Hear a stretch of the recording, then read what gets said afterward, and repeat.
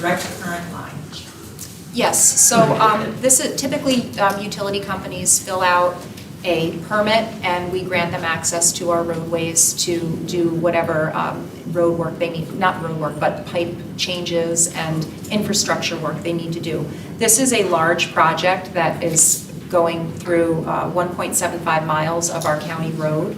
And so this is a request to enter into a road use and crossing agreement with the Champlain Hudson Power Express. It will allow us to have money set aside in an account so that while they're doing their work, we'll be able to inspect it, make sure that when they're digging down and placing their high voltage lines and they repair our road, that it's done to our specifications. And if there's any additional work that needs to be done, we would have some money set aside to be able to make repairs. Well, just a quick question. Obviously, there's new construction involved here, so they got to do the whole length, right? 1.57 miles, Oh, yes. whatever it is. Yep. But what happens if 5 years from now they have to do maintenance on the line and they have to dig it out? Is that what your escrow fund is The for? escrow can be used, it can be used for anything as far as where they've done work in our roadway. So it can be set aside for that if we don't use it for other purposes.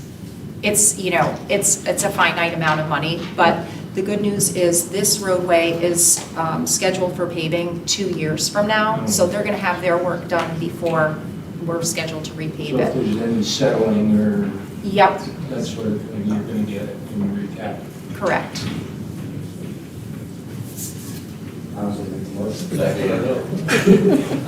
Lisa, are they also using the railroad right away going through Mooresville? I'm sorry, could Are you? they also using the railroad right of way going through Mooresville? They are. I looked at the maps.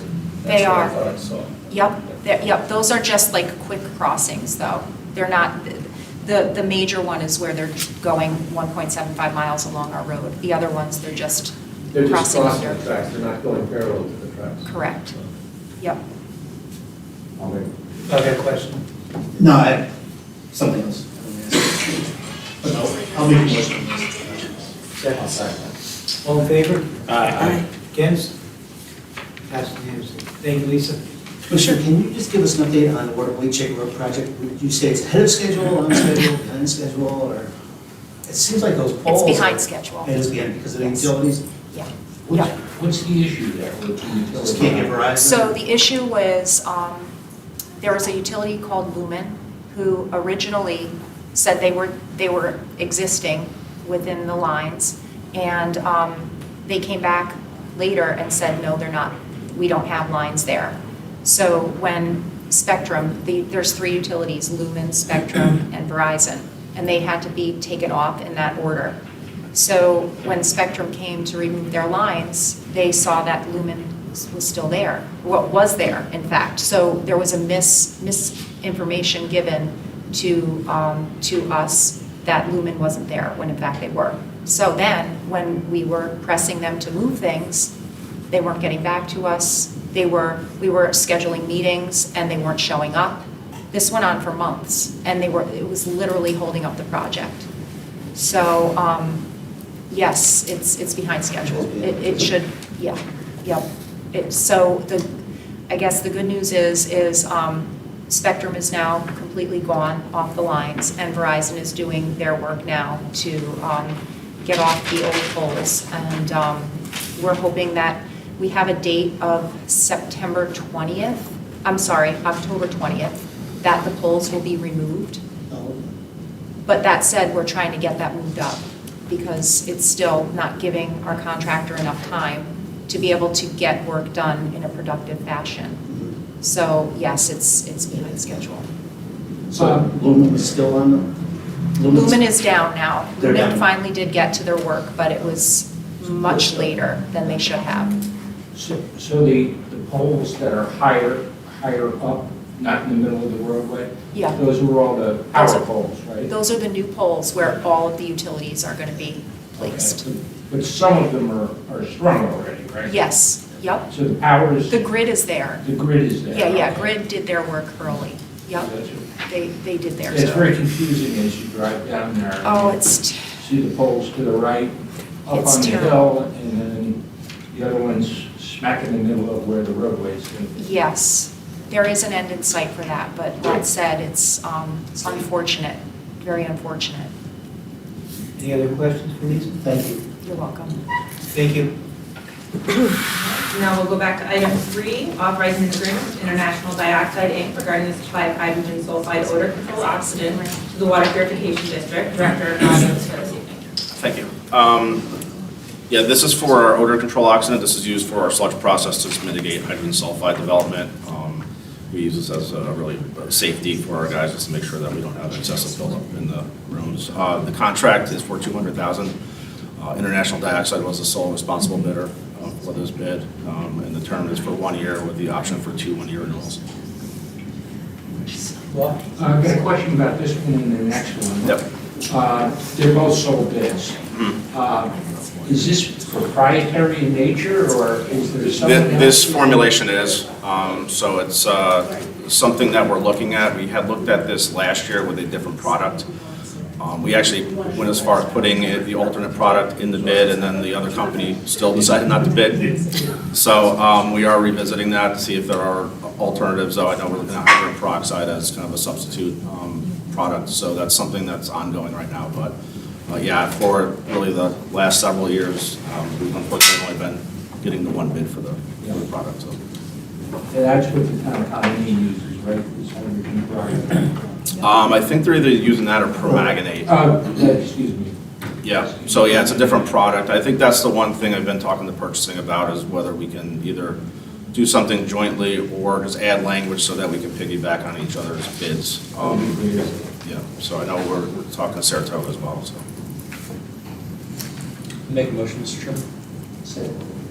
All in favor? Aye. Opposed? Passed. Item 4 is authorizing an agreement with Polydyne Inc. regarding the supply of liquid managed polymer to the Water Purification District. Thank you. This is for our dewatering operation, so the polymer is a coagulant. This helps us dewater our sludge process. Similarly, Polydyne was the sole responsible bidder. The contract is for $400,000, 1 year term with 2 one-year options. You got a better price than Colony. Thank you. It's still not where we want it to be. I think it's doubled compared to where we Based on were. the volume. You're 2 cents a gallon cheaper. Oh, wow, okay. So I guess I'll take it. I would second that. All in favor? Aye. Opposed? And item 5 is amending resolution number 60 for 2022 regarding the acceptance of an engineering planning grant from the New York State Environmental Facilities Corporation. Thank you. So at the end of 2021, we were actually awarded 2 engineering planning grants through New York State Environmental Facilities Corporation. The one was approved and authorized, and unfortunately, when we went to get a contract for the second one, the attorney involved, I guess, had a difference of opinion on the language of the resolution. So they're now asking that the resolution language be amended to identify the contract amount, which in this case was $200,000 to Arcadis, and then identify that the grant amount was $50,000 and that the county share, which would be the remaining amount, was $150,000. So we're just asking that the language be amended to include that language.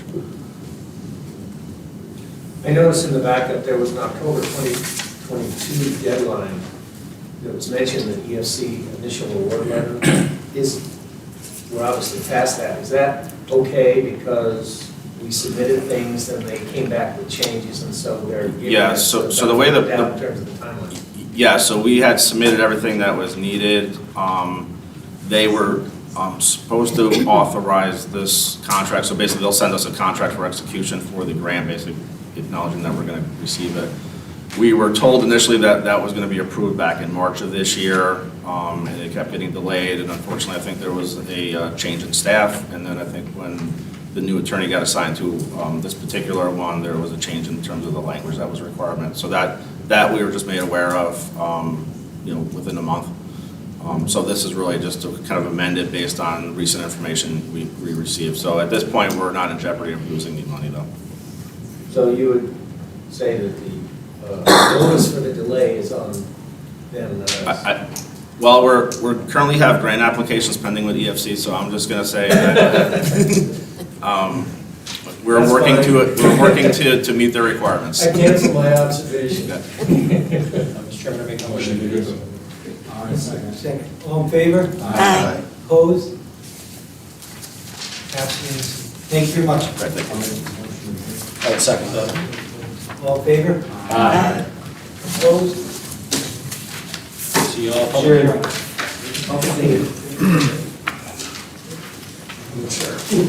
I'm making baked potatoes tonight, so what I'm gonna do is right before public hearing, I'm gonna bake potatoes in. And as long as it lasts more than an hour, I'm back and go through it. I just, Chris gonna be there, so.